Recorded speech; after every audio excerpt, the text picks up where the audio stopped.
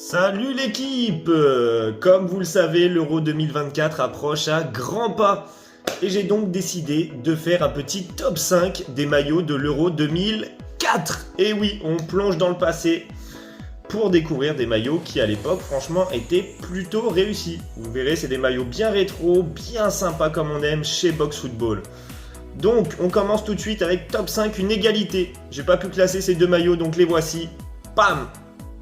Qu'est-ce que vous en pensez l'équipe? On a le maillot de la Bulgarie juste ici et le maillot de la République tchèque. Et oui, juste à côté. Donc deux maillots réalisés par Puma.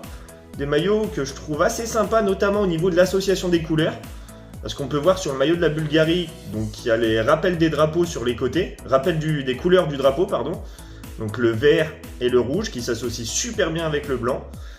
Et du côté de la République tchèque, on a du rouge, du bleu et du blanc aussi. Et on voit avec les coutures aussi qui sont de couleur bleue. Et franchement, je trouve ça incroyable. C'est super stylé, ça rend vraiment bien. Donc ces deux maillots-là, 5e position. Ensuite, en 4e place, au pied du podium, on a un maillot réalisé par Nike pour la Croatie. Et oui, nos amis croates avec un beau damier sur le drapeau, rouge et blanc. Très très stylé. Et puis le petit rond central qui rappelle, à l'époque c'était Nike Total 90 pour les nostalgiques. Et franchement, je trouve que c'est très réussi sur ce genre de maillot. D'ailleurs, vous verrez, pas de spoil, mais dans la première place, on va retrouver du Nike. Donc, restez jusqu'à la fin pour voir quel banger est en première place. Ensuite, 3e, hop là, juste ici, qu'est-ce que vous avez? Le maillot de l'équipe de France. Et oui, parce qu'il faut bien être un peu chauvin aussi. Et puis franchement, en toute objectivité, il est stylé. Il est vraiment stylé. Beau taf réalisé par Adidas à l'époque avec la bande rouge sur le torse. Franchement, très stylé. Un petit peu en mode dégradé. On voit qu'il y a le bleu, le rouge se fond sur le bleu. Franchement, très réussi. Moi, j'aime beaucoup, donc je l'ai mis sur le podium. Logique. Numéro 2. Roulement de tambour. Brrr. Hop là, regardez-moi cette dinguerie, j'en perds mon latin. Une dinguerie réalisée par Umbro pour l'équipe d'Angleterre. Et franchement, celui-ci, je le trouve incroyable. En mode polo avec le petit col, les couleurs, les associations, excusez-moi, passent à merveille. Donc franchement, très très gros taf réalisé par Umbro qui mérite largement cette 2e place avec ce maillot des Free Lions. Et bien sûr, attention, numéro 1. Tout à l'heure, je vous ai un peu spoil en parlant de Nike.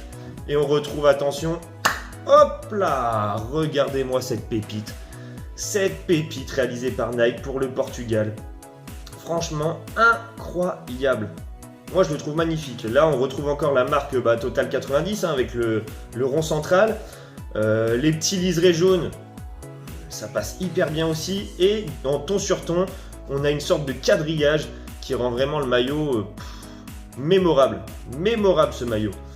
En plus, si je dis pas de bêtises, et je pense que c'est pas une bêtise, mais à l'époque, les Portugais avaient été en finale. Et oui, c'était hissé en finale chez eux. Donc franchement, un maillot qui les a amenés loin.